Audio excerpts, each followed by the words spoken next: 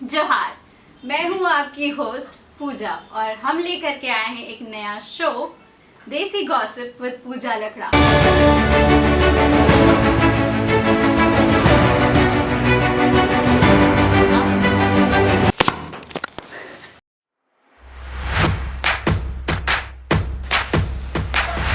Very very very welcome to our show sir. Thank you Pooja ji, आपके show में मुझे invite करने के लिए थैंक यू। और सभी को मेरे तरफ से झारखंडी जोहार और नमस्ते। Myself Sujit Linda.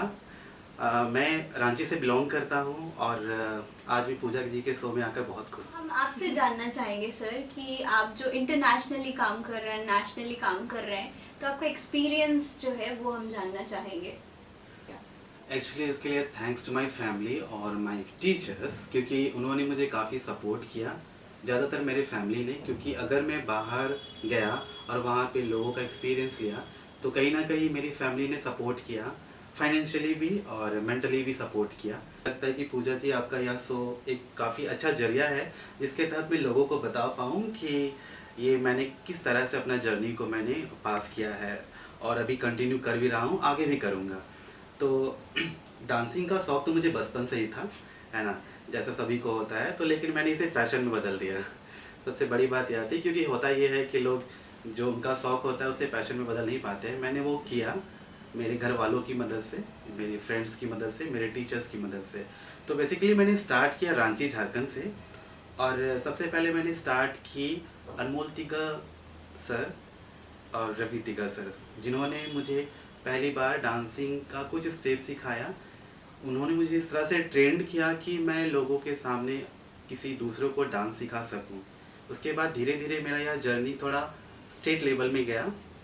तो हुआ ये कि मैं बाहर बहुत सारे वर्कशॉप अटेंड करता था डांसिंग को लेकर के, और उसके साथ साथ मैं उस समय फिटनेस वाला जो हमारा एक लेशन होता है, मैंने वो भी अटेंड किया। तो ये सारा कुछ मैंने वर्कशॉप के तहत सीखी कि किस तरह से मैंने लोगों को फेस करना है, लोगों को किस तरह से टीच करना है।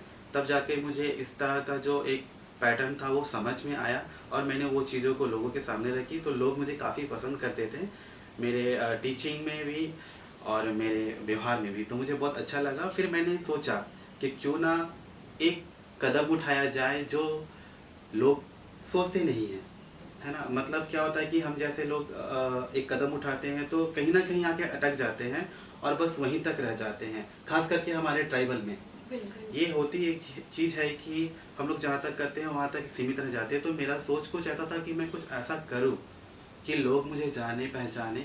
तो मैंने बस एक जरिया देखा और मेरे कुछ बहुत फ्रेंड्स थे जो ऑलरेडी काम करते थे बाहर देशों में। तो मैंने भी सोचा कि एज अ डांसिंग इंस्ट्रक्टर मैं बाहर काम करूं। अब देसी गॉसिप में आगे बढ़म और हमारे पास कुछ मूवीज आहे, हिंदी मूवीज जेके हम चाहब कि तोय नागपुरी में ट्रांसलेट कर और मैं अपन बेस्ट कोशिश करब आगे देखें। तो ये गेम है जिसमें कि मैं हिंदी के जो बॉलीवुड मूवीज है उनके नाम बोलूँगी, इन्हें नागपुरी में कन्वर्ट करके हमें बताना है। I will try my best. Okay, तो पहला है हमको दीवाना कर गए। मुके दीवाना कर गेले। नाइस। कहो ना प्यार है। कही देना प्यार आहे। उसने कहा था। उसने कहा था। सही रहे। तो एक और नागपुर इंडस्ट्री से हमें कुछ क्वेश्चंस जानने की चाहब। तो बेस्ट सिंगर नागपुर इंडस्ट्री में क्या है? एखन तक में मोर बेस्ट सिंगर विवेक नायक आहे। और अगर दूसरी क्वेश्चन ये है कि अगर तो के चांस मिली नागपुरी मूवी में काम करे ले, तो कौन ऐसे फीमेल एक्ट्रेस होगी जो तो ये चाहे कि वो एज अ को एक्टर रही तो नागपुरी तो इंडस्ट्री में। हाँ, अगर तो के हीरो कोई रखत है तो तोर विश से तो की के हीरोइन चाहबे। ओकर नाम आहे रिया तिर्की। ओके, जो इतने अच्छा माहौल बने अब सब नागपुरी में हम इन बात करत थी, तो हम इन चाहब कि तो कोई एक नागपुरी गाना जरूर गुनगुना। जरूर, क्यों नहीं। ओ तेरी ओढ़नी काले सनम मोर दिल के लुभाया, कभी रंग है पीला कभी रंग है नीला, तेरी ओढ़नी सरम मुके दिलक सीला, तेरी ओढ़नी काले सनम मुके पागल बनायला।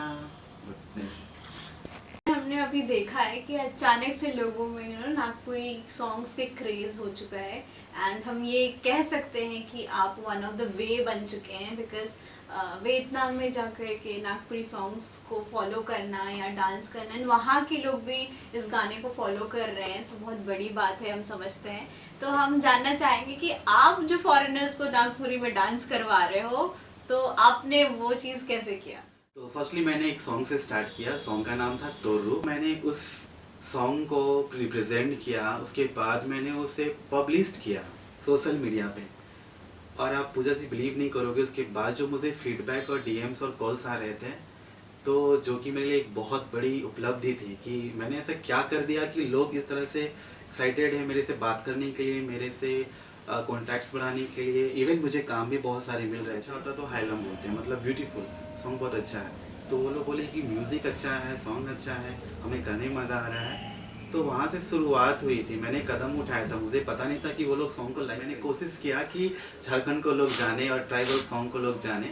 मैंने बहुतों को अच्छे से वहाँ पे बताया, क्योंकि मैं ऑलरेडी वहाँ पे इंग्लिश तो मैं बोल ही दे रहा हूँ उनको, लेकिन मैं वियतनामीज भी सीख गया हूँ। तो अच्छे से मैं उनको ट्रांसलेट करके मैं बता रहा हूँ कि ये सॉन्ग क्या बोलना चाह रहा है। बाकी म्यूज़िक तो समझने का चीज़ है नहीं, उसे फील करना जाता है ना। तो उसे वो लोग फील कर रहे थे, और वो जब फील कर रहे थे तो उनको सॉन्ग बहुत ही मज़ा आ रहा था, तभी वो मेरे साथ इतने सारे रील्स में बना काम किए। गॉसिप में और भी बहुत कुछ आहे, तो हमें आगे बढ़ा रैपिड फायर की तरफ। रैपिड फायर में ऐसा कुछ रूल है कि मैं तोर से कुछ क्वेश्चंस पूछब, तो के विद इन अ सेकेंड जवाब देवे का है। तो तुरंत मुझे जवाब देगा ही। बिल्कुल।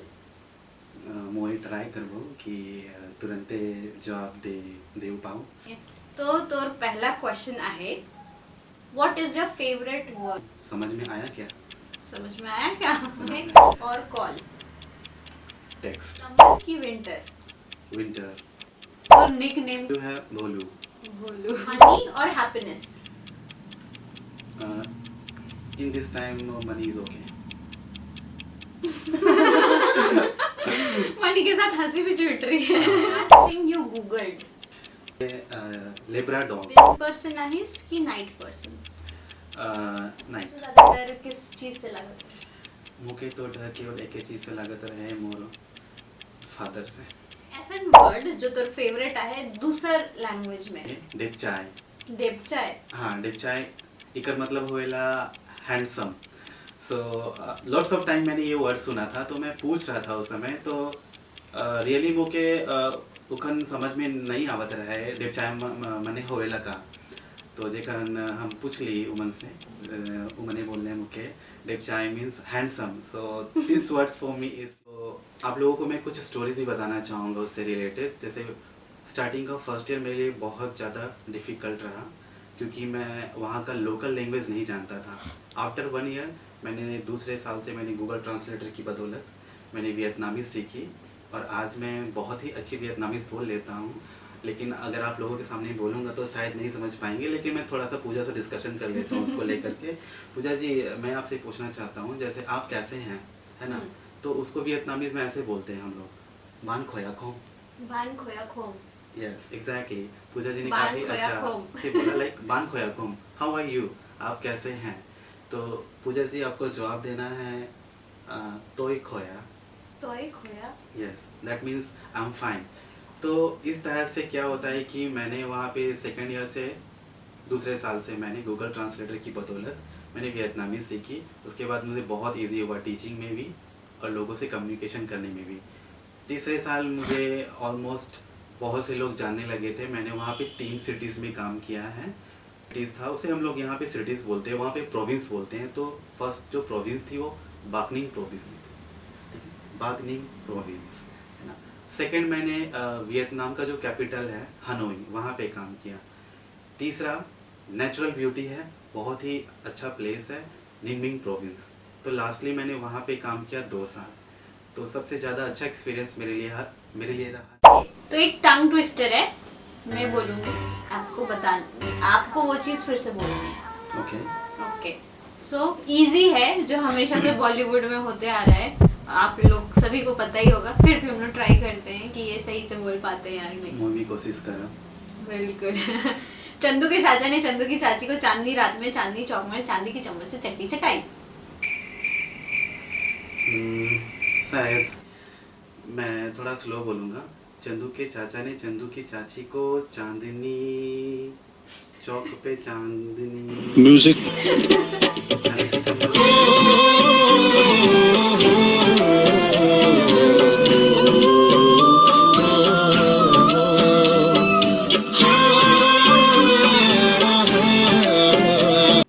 क्या बढ़िया था गुरु। ऐसे बने रहिए हमारे देसी गॉसिप विद पूजा लगड़ा के साथ। तो अब हम इसे थोड़ा और इंटरेस्टिंग बनाते हैं, थोड़ा फन गेम्स खेलते हैं। तो सर हमारे पास एक गेम है नेवर हैव आई एवर।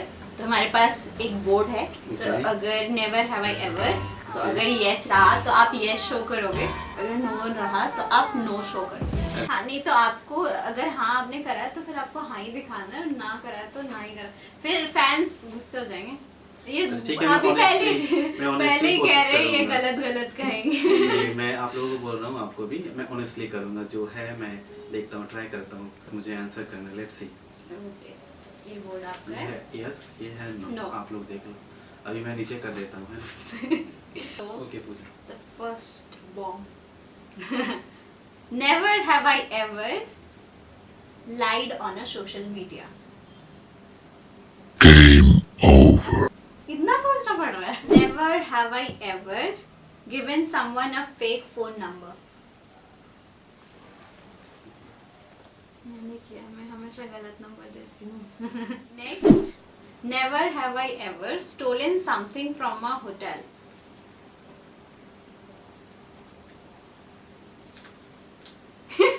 ये सेम यार, मैंने भी 1-2 साबुन उठाए हैं। मैं जब गया हुआ था थाईलैंड, उस समय मैंने वहाँ से बहुत ही अच्छा कुछ था, शैम्पू। याद नहीं है, बहुत ही अच्छा कुछ था, वहाँ से मैंने उठाया था। क्योंकि मैं उसको पे कर रहा हूँ तो मैं उठा लिया था। इनके बीच में मुझे एक सवाल और पूछना है आपसे। बिल्कुल मुझे पूछिए। आपकी हेयर स्टाइल बहुत पसंद आ रही है। तो क्या ये ओरिजिनली आपकी बाल ऐसे ही है या फिर आपने कुछ ट्रीटमेंट कराया है?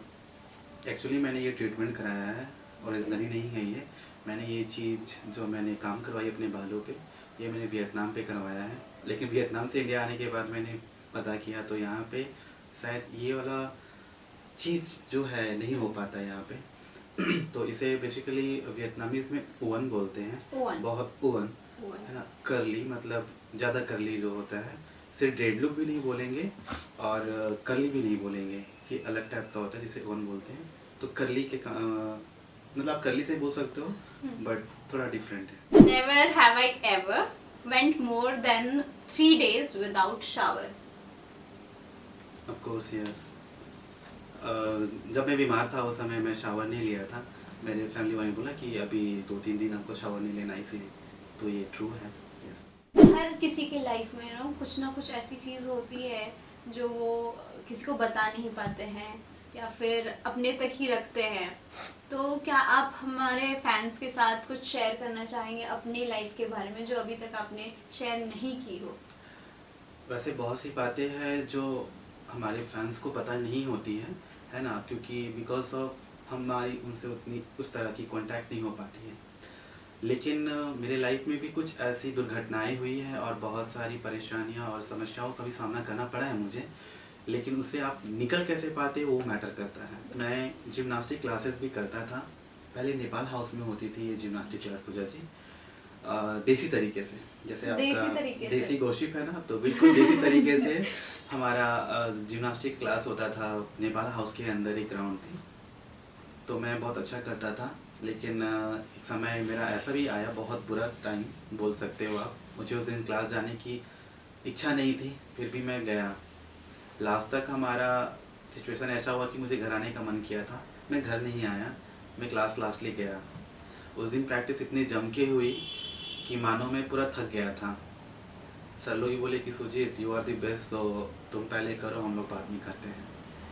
मेरा मन नहीं मान रहा था, मैं करते करते मैं गया, लाइन में आया, उसे कहते हैं हम टाइगर जंप, है ना। ये होती है कि आप रन करके जा रहे होते हो और जंप मारते हो और लैंड करने के समय आप अपना हैंड्स को फ्लोर में रखते हो और टर्न कर जाते हो। तो ये मैंने रन किया, जंप किया, तो आप बिलीव नहीं करोगे जंप बहुत ऊपर चला गया था। जंप बहुत ऊपर गया और मैं जैसे ही मुझे पता चला कि जंप बहुत ऊपर गया है, मुझे सब कुछ साइलेंट हो गया, अनबैलेंस्ड हो गया 2 सेकंड के लिए। पता नहीं था मुझे लैंड कैसे करना है। मैं जैसे ही ज़मीन पे लैंड किया, फर्स्टली मेरा दोनों हाथ आने की जगह पे लेफ्ट हैंड आया, ये यहाँ से पूरा क्रैक कर गया था, इस जगह से क्रैक कर गया था और पूरा ऐसे हो गया था। मेरे सर आए जो इंस्ट्रक्टर थे, उसने ट्राई करके फिक्स करने की कोशिश की, फिक्स नहीं हुआ, तो उन्हें पता चल गया कि ये ब्रोक हो गया। वहाँ से मेरा जिम्नास्टिक का जर्नी बंद। तो इससे ये पता चलना चाहिए कि आपके लाइफ में बहुत सारी डिफ़िकल्टीज आती हैं, लेकिन आपको कैसे उठना है उससे ये मैटर करता है। ये आज से 7-8 साल पहले की बात है, लेकिन मैं उसे छोड़ा नहीं। मैं तब से अभी तक भी मैं बेड रेस्ट था मेरा 6 महीने का, मैं बेड रेस्ट लिया, उसके बाद मैं फिर से मूव ऑन किया और मूव ऑन किया मैं, उसके बाद फिर से प्रैक्टिस किया, फिर से डांस किया, फिर से सारा कुछ किया और आज मैं इस मुकाम पे हूँ कि बहुत से लोग मुझे जानते हैं। तो मुझे ये सारा जो मुझे अपने पास्ट में जो डिफ़िकल्टीज आई, प्रॉब्लम हुआ, वो सब एक एक्सपीरियंस के तौर पे मिले। हमारे जो फैंस हैं, जो आपके चाहने वाले लोग हैं, वो लोग ये जानना ज़रूर चाहेंगे कि जैसे कि आप 4 to 5 years हो गए हैं जो आप वियतनाम में स्टे कर रहे थे, तो कभी फेस्टिवल्स एंड फैमिली की याद नहीं आई? ऑफ कोर्स मुझे याद आई, लेकिन उसको मैंने फुलफिल किया वहाँ पे सेलिब्रेट करके। पूछा, मतलब ऐसा लगता था कि शायद वहाँ के लोग थोड़े डिफरेंट होंगे, लेकिन ऑलमोस्ट इंडिया और वियतनाम के लोग सेम ही हैं ऑलमोस्ट। वहाँ पर भी जो हमारा यहाँ पे हम जो वर्शिप करते हैं, उनका भी वर्शिप बहुत हद तक इंडिया से मैच करता है। जैसे हम लोग यहाँ पे फ्लावर, फूल और फ्रूट्स वगैरह चढ़ाते हैं और इवन स्टिक्स जो अगरबत्ती बोलते हैं वो दिखाते हैं, सेम वहाँ पर भी वही है। फ्लावर्स भी चढ़ाते हैं, फ्रूट्स डालते हैं और अगरबत्ती भी दिखाते हैं। तो काफ़ी हद तक हमारा जो कल्चर है पूजा को लेकर के, वियतनाम और इंडिया मैच करता है इस चीज़ों में। तो मैंने वहाँ पे बहुत सारे फेस्टिवल मनाए हैं, दिवाली, दुर्गा पूजा और होली। तो हम यहाँ देख सकते हैं कि वियतनाम के जो लोग हैं बहुत ही वार्म वेलकमिंग होते हैं एंड लविंग होते हैं। तो वियतनाम के लोगों के लिए बहुत बड़ा दिल इंडिया की तरफ से, तो मैं झारखंड की ऑलरेडी तरफ देता से। हूँ, लेकिन आज आप लोगों को पूजा जी की तरफ से मिल रहे हैं। तो अब वक्त हो जाए देसी गॉसिप में इतना ही। तो नेक्स्ट हफ्ते या नेक्स्ट महीने फिर से आओ तुम्हारे साथ नए लोगों के साथ। पर तब तक के लिए जो हमारे पास हमारे सर आए हैं उन्हें हम थैंक्स करना चाहेंगे। Thank you so much sir for coming. And आपने, जैसे कि ये हमारा फर्स्ट वीडियो है या फर्स्ट एपिसोड है, आपने हमें समझा एंड आप यहाँ पे इतना वक्त दे करके आए हैं, तो उसके लिए बहुत बहुत thanks. It's okay Pooja, and thank you so much Pooja ji also आपको। और आपके इस फर्स्ट एपिसोड देसी गॉसिप के लिए मैं आपको विश देता हूँ।